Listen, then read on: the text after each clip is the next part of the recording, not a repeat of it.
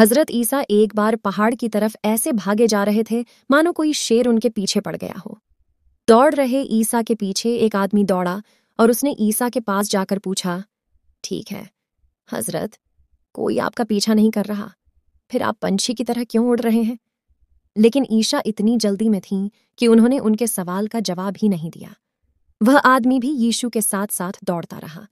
जब वह थक गया तो उसने कहा, हे भगवान, थोड़ी देर रुक जाओ, मुझे तुम्हारे दौड़ने से बहुत परेशानी हो रही है। तुम इस तरफ से क्यों भाग रहे हो?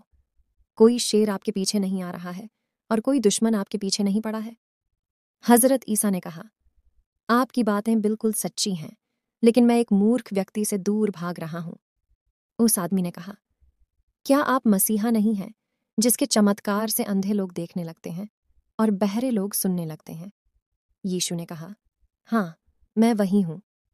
तब उस आदमी ने कहा, क्या आप राजा नहीं हैं, जिसके पास ऐसी अद्भुत शक्ति है कि यदि वह मृतकों पर अपना मंत्र पढ़ता है तो मृत व्यक्ति भी जीवित पकड़े गए शेर की तरह उठ खड़ा होता है?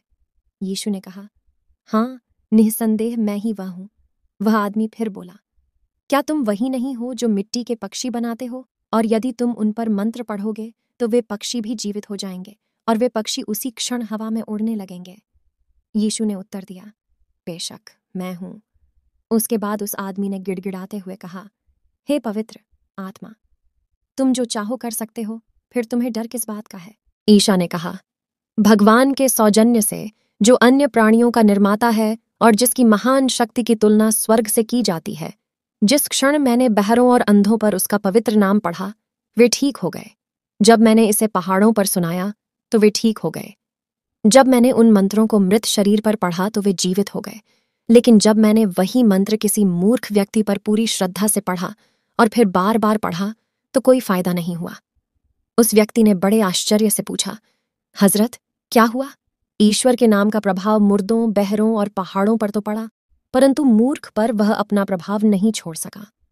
हालांकि यह भी एक बीमारी है, फिर भी भगवान का पवित्र नाम सभी पर समान रूप से प्रभाव क्यों नहीं डालता?